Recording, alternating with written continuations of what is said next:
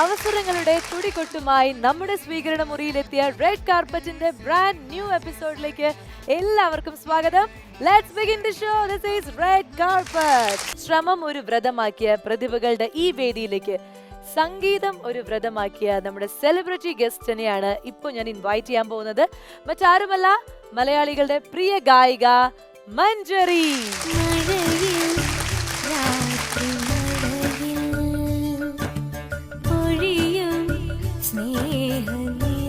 നമ്മുടെ മലയാള സിനിമയ്ക്ക് എങ്ങനെയാണ് ഇത്ര മിടുക്കിയായിട്ടൊരു പാട്ടുകാരി കിട്ടിയത്?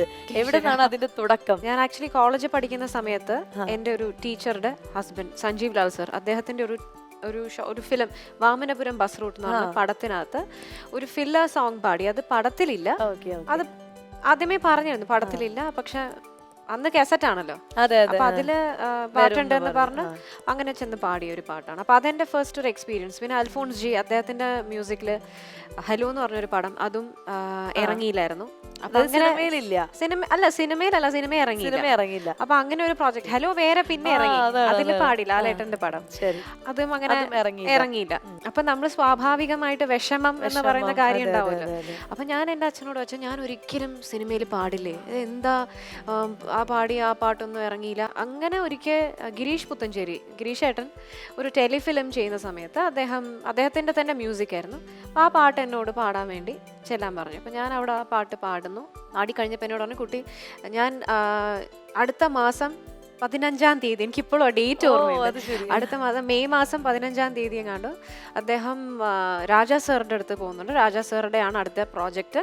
അപ്പോൾ ഞാൻ വിളിക്കാം, ഒരു ഓഡിഷൻ എന്തായാലും വരണം ഇത് പറഞ്ഞപ്പോൾ എനിക്ക് ഭയങ്കര സന്തോഷമായി. രാജാ സാറുടെ മ്യൂസിക്കിൽ അപ്പോൾ അത് പാടാൻ പറ്റുമോ? അപ്പോൾ ഉടനെ അപ്പോൾ പറഞ്ഞു, പാടാൻ പറ്റുമോന്നൊന്നും അറിയില്ല, വന്ന് വോയിസ് ടെസ്റ്റ് ചെയ്യുക, പിന്നെ അത് അദ്ദേഹത്തെ കാണാൻ പറ്റുന്ന തന്നെ വലിയ ഭാഗ്യമല്ലേ. അപ്പം അങ്ങനെ എന്തെങ്കിലും അനുഗ്രഹം ദൈവം കണ്ടിട്ടുണ്ടെങ്കിൽ ചിലപ്പം എല്ലാം ശരിയാവും എന്ന് പറഞ്ഞു. അപ്പം എനിക്ക് കൃത്യം അന്നത്തെ ദിവസം 15-ാം തീയതി അദ്ദേഹം വിളിച്ചിട്ട് പറഞ്ഞു, ഇങ്ങനെ ചെന്നൈയിൽ വോയിസ് ടെസ്റ്റ് ആണ്, കുട്ടി വന്നോളൂ എന്ന് പറഞ്ഞു.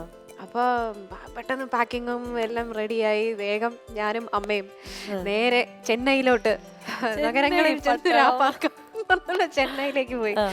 നമ്മൾ പ്രസാദ് സ്റ്റുഡിയോയിൽ ചെന്ന് കുറേ നേരം ഇങ്ങനെ വെയിറ്റ് ചെയ്യുന്നു. കുറച്ച് കഴിഞ്ഞപ്പോഴത്തേക്ക് സാർ പറഞ്ഞു, ഇതാണോ കുട്ടി, ഓക്കെ അവിടെ ഇപ്പോൾ പൂജാമുറി ഉണ്ട്. അപ്പോൾ പറഞ്ഞു, അപ്പോൾ എല്ലാവരും ഞങ്ങളെല്ലാവരും ഫുൾ ടീം അവരെല്ലാവരും വന്നു, പറഞ്ഞു ഓക്കെ ഇവിടുന്ന് പാടിക്കോളൂ എന്ന് പറഞ്ഞു. അപ്പോൾ ഇരുന്നൊരു കീർത്തനം പാടി കഴിഞ്ഞ് ഓക്കെ എന്ന് പറഞ്ഞു. സാർ പുറത്തേക്ക് പോക്കോന്ന് പറഞ്ഞു.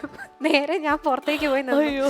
എനിക്കറിയില്ല എന്താ സംഭവം. കുറേ നേരം വെയിറ്റ് ചെയ്ത് കഴിഞ്ഞപ്പോൾ എല്ലാവരും അത് കഴിഞ്ഞ് ഡിസ്കഷനൊക്കെ കഴിഞ്ഞ് എല്ലാവരും പുറത്തേക്ക് വന്നു പറഞ്ഞു, വേഗം പാട്ട് പഠിക്കാൻ പോയിക്കോളൂ. അങ്ങനെയാണ് ഒരു ചിരി കണ്ടാൽ എന്ന് പറഞ്ഞ പാട്ട് ആദ്യമായിട്ട് രാജാ സാറിന്റെ കീഴിൽ ആ ഒരു പാട്ട് പാടുന്നു.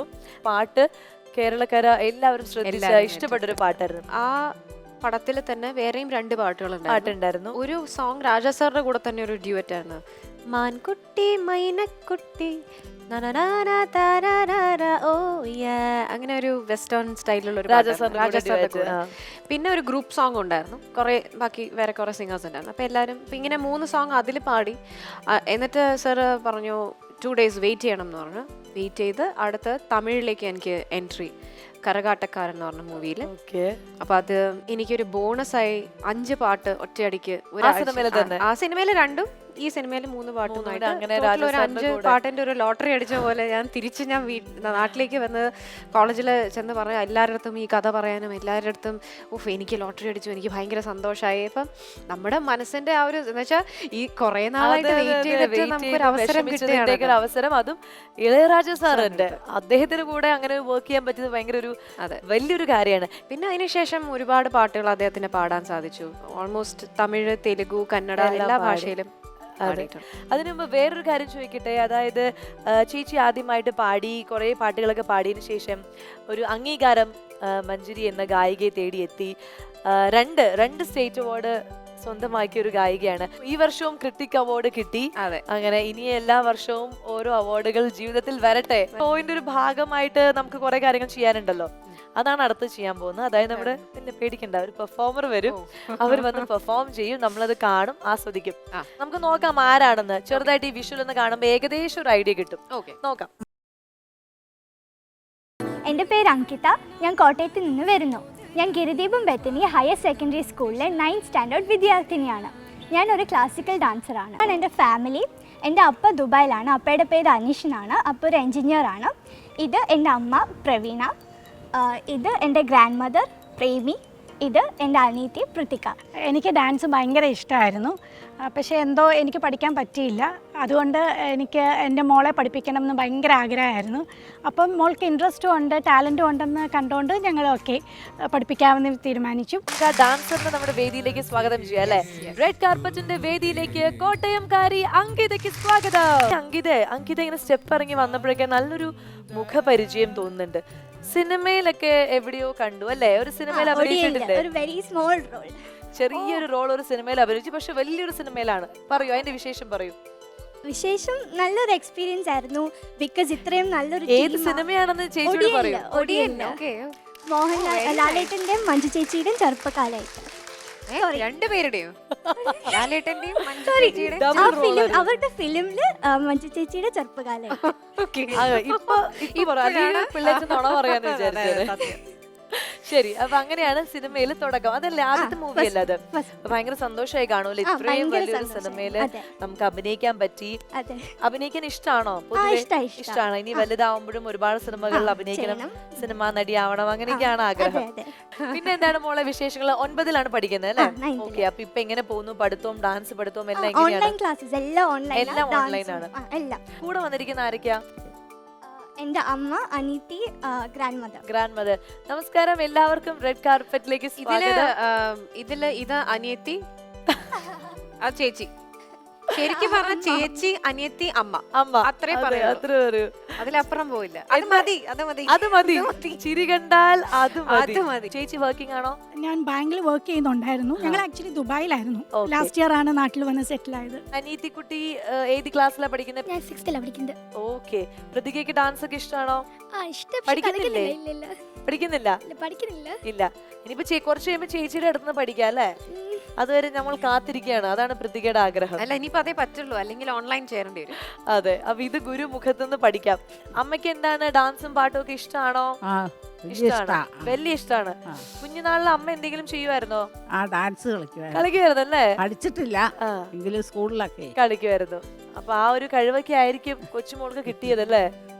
എന്തായാലും നിങ്ങളെ കാണാൻ പറ്റിയതിലും നമുക്ക് അങ്കിതേനെ പരിചയപ്പെടാൻ പറ്റിയതിലേക്ക് ഒരുപാട് സന്തോഷം. അപ്പൊ എല്ലാവർക്കും താങ്ക് യു. അങ്കിത, നമുക്കപ്പോ അംഗം തുടങ്ങുകയായി അല്ലേ?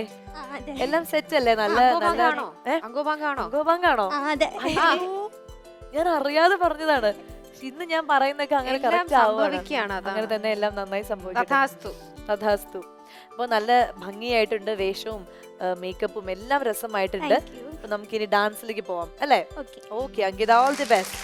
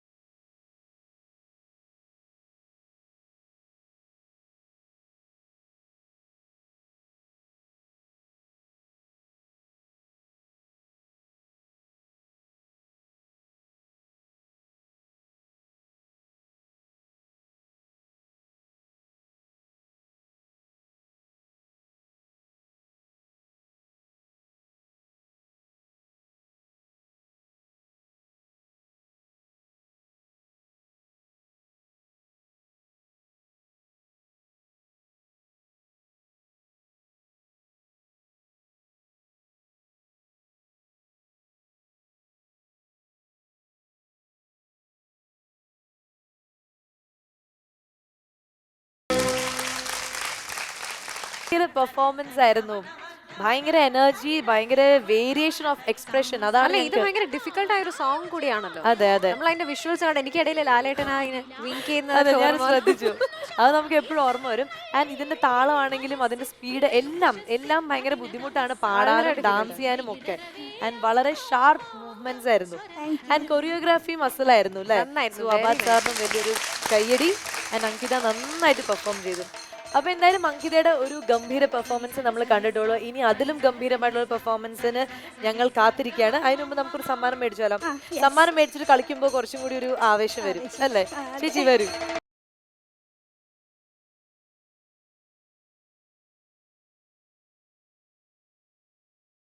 ഞങ്ങളുടെ അമൃത ടിവിയുടെ വകയും മഞ്ജരി ചേച്ചിയുടെ സ്വന്തം കൺഗ്രാറ്റുലേഷൻസ്. ഒരു വലിയ നർത്തകിയായി മാറട്ടെ. അതേപോലെ ഈ വേദിയിൽ നിന്നും പറയാണ് ഒരു അഭിനേത്രി കൂടി ആവട്ടെ. All the very best. എല്ലാ ആഗ്രഹങ്ങളും സാധിക്കട്ടെ. ദൈവം അനുഗ്രഹിക്കട്ടെ. അപ്പോൾ നമ്മുടെ അങ്കിത കുട്ടിയുടെ ഒരു കിടിലൻ പെർഫോമൻസോട് കൂടി നമ്മൾ ഇന്നത്തെ എപ്പിസോഡ് വൈൻഡ് അപ്പ് ചെയ്യാൻ പോവാണ്. ആൻഡ് മഞ്ജരി ചേച്ചിയുടെ കൂടുതൽ വിശേഷങ്ങളും കൂടുതൽ പാട്ടുകളും അതാണ് നമുക്ക് ഏറ്റവും കൂടുതൽ വേണ്ടത്. അടുത്ത എപ്പിസോഡിൽ കാണാം. അതുവരെ എല്ലാവരും സുഖമായിട്ട് ഉറങ്ങുക. നെക്സ്റ്റ് എപ്പിസോഡിൽ കിടിലൻ പെർഫോമറും മഞ്ജരി ചേച്ചിയുടെ വിശേഷങ്ങളുമായിട്ട് ഞങ്ങൾ എത്തും. Till then take care and good night. This is